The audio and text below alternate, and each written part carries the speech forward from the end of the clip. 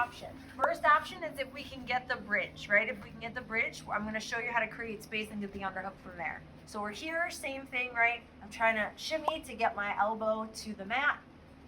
I'm going to weave in. This one I have to do with the frame in front, right? So that I can get my pummel. I'm going to go ahead and go for my bridge here. Okay, so as I bridge, now I'm going to drop my hips.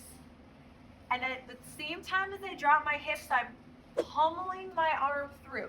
Okay, so I'm just like a leg circle, my elbow stays in place, and I'm pummeling through.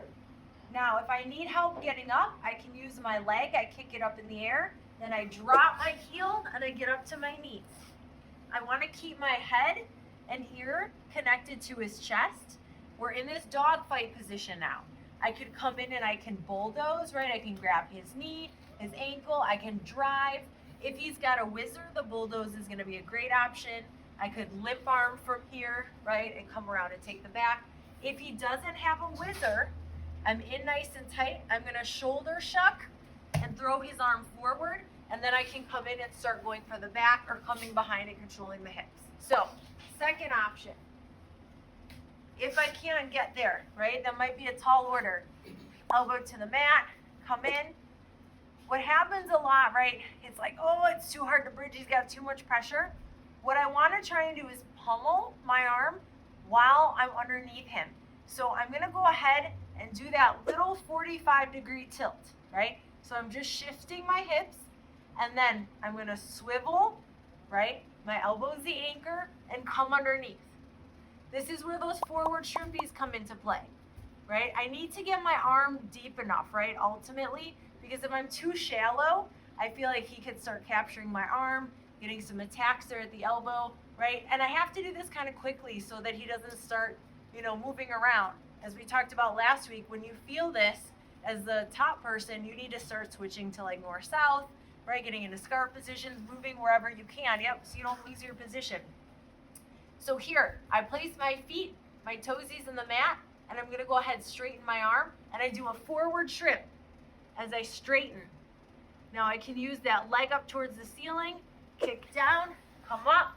Here I like to come straight to the hips, right? Control the hips, then I can start coming to the back, right? It's just a really nice flow. I feel like I have that space there. They don't really have enough time to whizzer. Last option, this is the J special, right?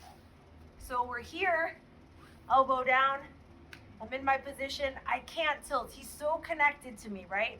There's no way I'm gonna be able to pummel this arm through. So this is where I'm gonna use my bridge straight up. As I bridge straight up, I drive my elbow to the mat.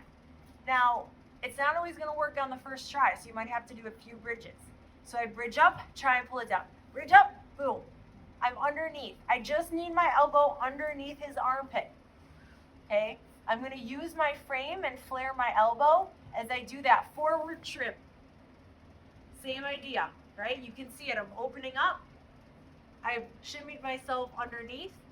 Jay likes to use the analogy of you're underneath the car and pulling yourself through. I'm gonna kick my leg up, come up, and now here I can control the hips, right? Come to the back, go to wherever I'd like to attack. You might not even need the kick up, you might be able to just come up to your knees right away. That's something that can help give you some extra momentum. Okay? Any questions, guys? Let's give it a shot. 1, 2, 3.